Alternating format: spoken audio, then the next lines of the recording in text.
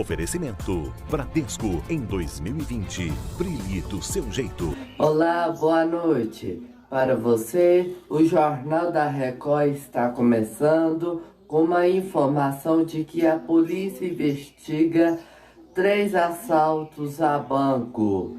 No mesmo dia, em São Paulo, esta madrugada, ladrões invadiram também uma agência no interior do Ceará. Veja. Os assaltantes fugiram e deixaram para trás o fogo, depois de explodirem os caixas eletrônicos de uma agência bancária em Morrinhos, a 200 quilômetros de Fortaleza. Em São Paulo, uma quadrilha também usou explosivos em um dos 3 ataques a banco nesta segunda-feira. Durante a fuga, houve tiroteio com a polícia.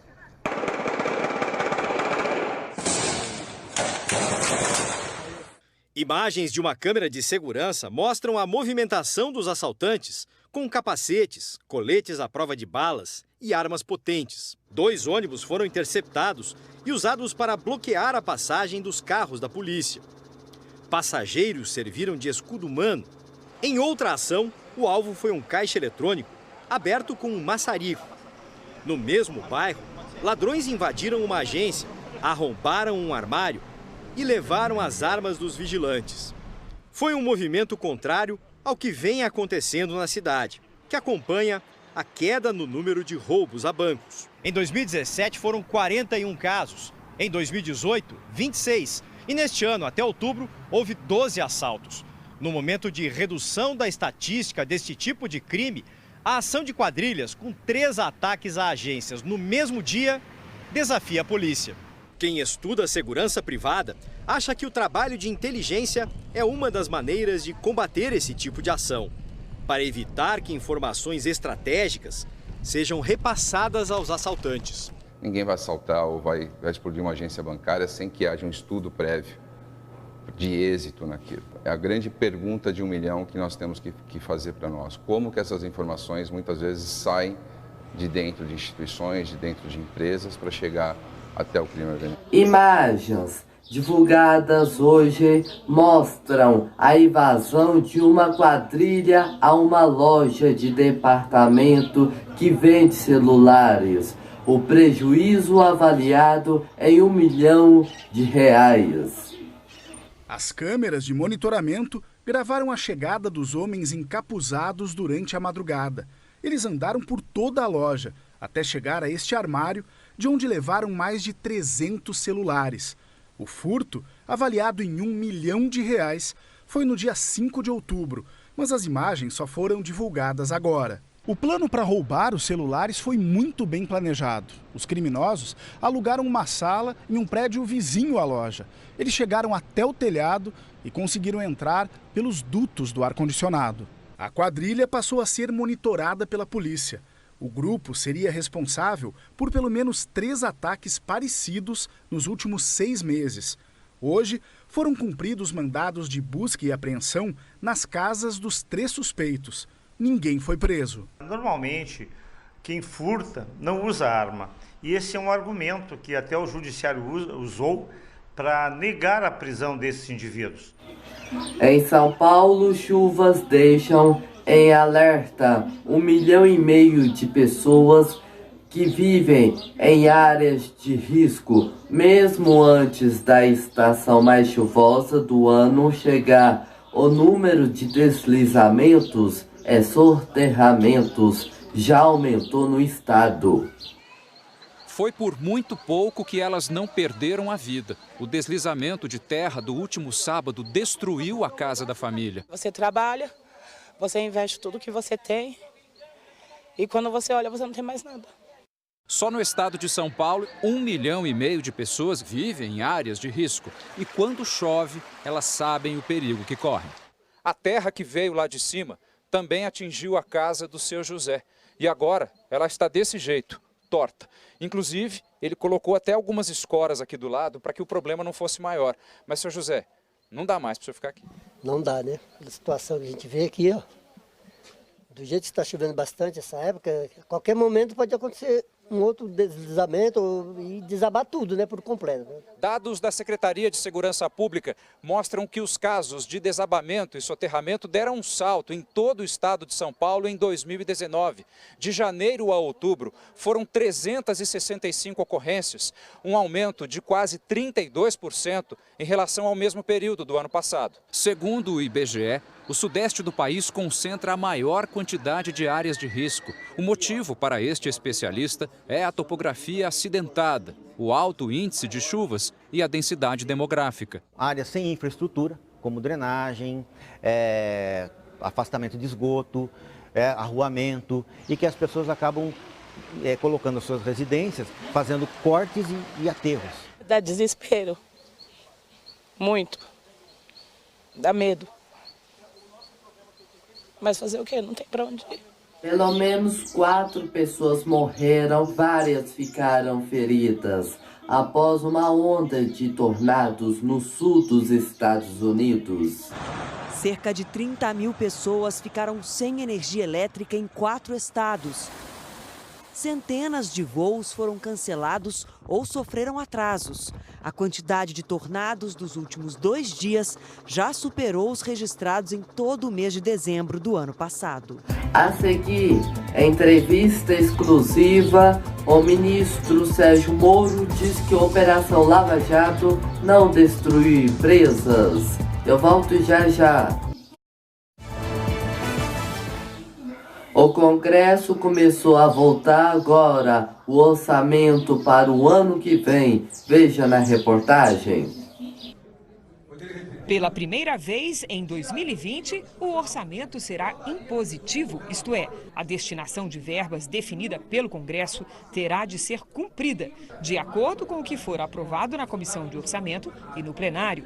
Pode haver contingenciamento ou corte, mas neste caso, o presidente da Câmara defende que seja linear, isto é, em igual proporção para todas as áreas. O orçamento positivo ajuda o governo a ter um parlamento mais responsável, mais ativo na votação de mudanças nas despesas públicas. O orçamento de 2020 traz receitas e despesas de 3 trilhões e 600 bilhões de reais e projeta um crescimento da economia de 2,3%.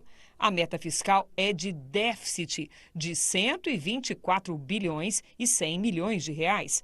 O salário mínimo aumentará de R$ 998 para R$ 1.031.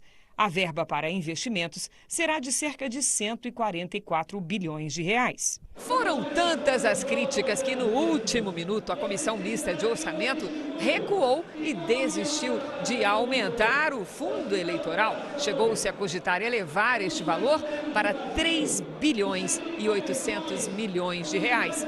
Diante da perspectiva de veto do presidente Bolsonaro, a verba pública que vai bancar a eleição municipal do ano que vem voltará ao seu valor inicial prevista na proposta orçamentária. Nós vamos manter a mensagem que veio do governo, de 2 bilhões. Nós temos investimentos que são importantes na saúde, na infraestrutura, na educação, no desenvolvimento regional, que estão dependentes da votação do orçamento. O ministro da Justiça e Segurança Pública, Sérgio Moro, diz que o país não cresce se houver corrupção. Veja na reportagem. O Jornal da Record conversa com o ministro da Justiça e Segurança Pública, Sérgio Moro. Ministro, obrigado por nos receber. O Sistema Nacional de Segurança Pública tem apresentado queda em todos os crimes. Quais ações específicas da sua administração têm contribuído para essa queda? Ações muito concretas. Por exemplo, nós intensificamos a política de transferência de lideranças criminosas, dessas grandes organizações criminosas, para presídios federais, e nós mudamos também a política de visitas nesses estabelecimentos. Então, hoje, para alguém transferido para um presídio federal, é muito difícil que essa liderança possa transmitir ordens de cometimento de crimes para os seus subordinados lá fora. Ministro, vamos falar um pouquinho de Lava Jato. A Petrobras se desculpou recentemente com 2.000 funcionários que teriam sido investigados sob muito rigor, funcionários descobertos depois inocentes. Não houve um exagero da Operação Lava Jato, na sua opinião? Não, de forma nenhuma. Pelo que eu entendi, ali seriam investigações internas que foram instauradas, né, para verificar se havia envolvimento desses servidores nos crimes, e a Petrobras, depois de realizar a investigação interna, conclui que não havia. Então, isso não é algo atribuído às investigações policiais ou do Ministério Público ou da Justiça. É algo absolutamente interno. Mas há uma crítica de que a Lava Jato, em vez de apenas punir os corruptos, destruiu empresas. O presidente do Supremo, Dias Toffoli, deu uma declaração nesse sentido recentemente. O senhor concorda com essa crítica? O que havia era um esquema gigantesco de corrupção. Era quase uma regra automática. Você tem um contrato, tem que pagar o suborno.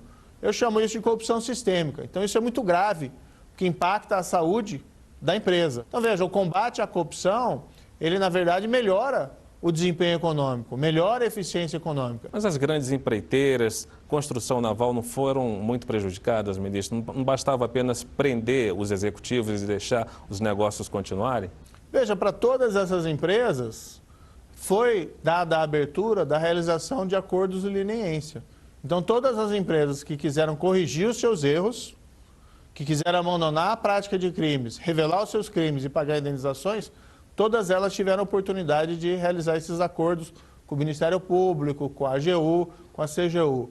Houve, porém, algumas que demoraram demais, que insistiram muito em afirmar que não tinham problema nenhum, que eram inocentes, e muitas dessas, na verdade, queriam continuar sem responder pelos seus crimes, ou mesmo cometendo esses crimes. O senhor é muito cobrado por não repercutir casos em que envolve excessos ou crimes cometidos por policiais, como, por exemplo, em Paraisópolis, São Paulo, e o caso da menina Ágata baleada no Complexo do Alemão, no Rio de Janeiro. Por que o senhor evita repercutir esses assuntos, ministro? Olha, eu até fiz comentários sobre eles, pontuais. Veja, esses casos aconteceram no âmbito das polícias estaduais. As polícias estaduais estão subordinadas aos respectivos governos estaduais. Então, a responsabilidade primária, né, não é do governo federal sobre esses casos.